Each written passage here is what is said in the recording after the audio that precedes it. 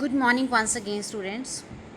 So I hope this video definitely would help you to revise your all the three sectors of Indian economy, that is primary sector, secondary sector and tertiary sector. Today students, we will start our next part of this chapter.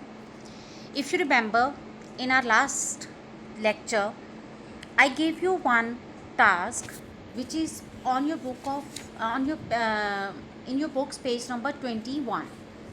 There is a table in which a comparison is shown or an interdependence is shown of each sector.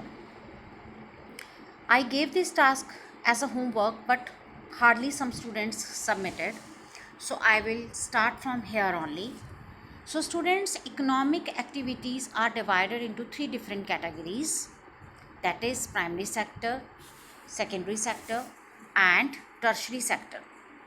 But these three different categories are interdependent. How these are interdependent, that we can easily understand with the help of this table given in your books. You can see here also. So today we will cover interdependence of three sectors, GDP, comparing the three sectors with gross domestic product. Here beta text mistake is done, or typing mistake. It is with, it is not word. Share of sections in GDP, importance of tertiary sector. So let us come upon the interdependence of three sectors. Now we know we have three sectors that you all, I think you all have now understood. So now how these sectors are dependent upon each other, or how they are interdependent. First example beta, it is given in your book.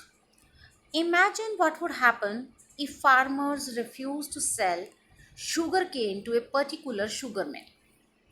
Now we all know sugarcane is a product of primary sector, as it is produced by exploiting the natural resources. Now this sugarcane is primary product, and afterwards it will be taken by the secondary sector, that is manufacturing unit, to create the other goods, to produce the other goods with the help of the sugarcane. But now since farmers have refused to sell sugarcane to a particular sugar mill, then what will be the outcome? What will be the effect on that sugar mill? The mill will have to shut down. How? Because this mill is dependent upon sugar cane, and the sugar cane is not available, then definitely production is not possible. So this mill will shut down. What does it show? It shows dependence of secondary sector on the primary sector, as factories will need sugar cane to make sugar, but since they are not getting sugar cane from the farmers which are from the primary sector, definitely the production unit will stop. It shows how secondary sector is dependent upon primary sector. Next example is of cotton. When we did our first lecture, I gave you example how with the help of cotton we make cloth, which is a product of manufacturing unit or secondary sector. So cotton we know is a primary product. Cotton companies no more interested in Indian material, as they want to buy material from other countries. Now farmers grow cotton because they know their cotton will be in demand by the manufacturing companies or the factories who has to create or who has to make the cloth or the other products which are made with the help of cotton. With this hope, they grow the cotton that finally their goods will be sold. But now, just imagine if the Indian companies are not interested in buying cotton from the Indian farmers, rather they want to buy it from some other countries. Can be the reason that the quality they are demanding or expecting is better in other countries. Can be possible that cost they are getting from other country is comparatively cheap. So ABCD, any reason they are not interested in buying the cotton from the cotton companies, sorry, from the Indian farmers. What will be the outcome?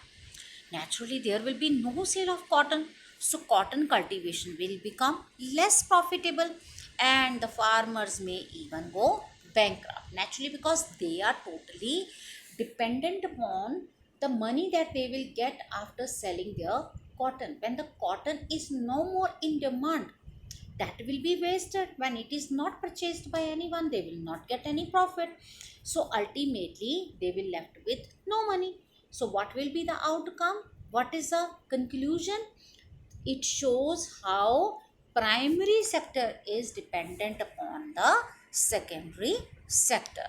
So in first example, dependence of secondary sector over the first sector was shown, and with this example we have understood how even primary sector also needs the support of the secondary sector, right?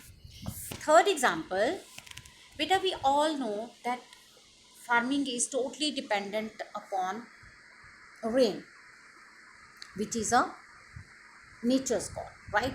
It cannot be created. So for that farmers have created so many other things, like there are so many things now with which they can have uh, irrigation of their fields. Now products like tractors, pump set, electricity, pesticides and fertilizers are used by the farmers and naturally purchased by the farmers. But just imagine if suddenly the price of fertilizers for pump sets go up. These things are needed for the farming, they used to buy, but suddenly the rates are very high. What will be the effect? There can be so many effects. It will first, cost of cultivation of the farmers will rise and their profits will be reduced. How their profits will be reduced, beta?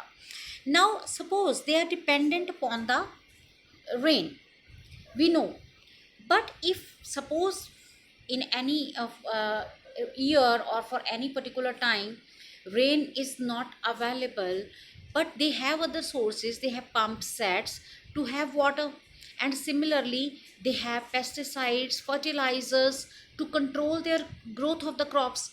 But when the cost of all these products will increase, it will become very difficult for them to afford, so ultimately it will affect on their profits, their profits will reduce. And what it shows? It shows the example of dependency of first sector of primary sector upon the tertiary sector. Now let us take the example of the food. Who doesn't need food? We all need food. We know that we all need food, and people working in industries and service sectors need food. Now just imagine what would happen if there is a strike by the transporters and the lorries refuse to take vegetables, milk, etc. from the rural area. Now we know that farming, in farming we produce so many vegetables, and afterwards with the help of these vegetables so many other things are made. Milk is taken and afterwards it is sent to the other area. So in this way primary sector is creating the things and secondary sector is sending it to the other. But suppose the transports or the lorry drivers have strike and they are not taking the ready product, what will be the outcome? Food will become scarce in urban areas and farmers will be unable to sell their product. In short, food will be wasted. So it shows how both first and second, that is primary and secondary sector, depend upon tertiary sector or service sector. So, in this way, we can conclude that these three sectors are very, very important for each other. Not even a single sector you can say is independent. Primary sector needs secondary sector and tertiary sector. Similarly, tertiary sector also cannot do anything if the things are not available from the primary and secondary sector, and if the secondary sector is not getting from the primary sector, or the third sector is not ready to take the services for that things created or produced, then even the secondary sector also cannot do anything. So ultimately all the three sectors are interdependent. None of the sector is, you can say, independent. So in this way we have concluded that how three sectors are interdependent. Next topic we will continue our next video. Thank you.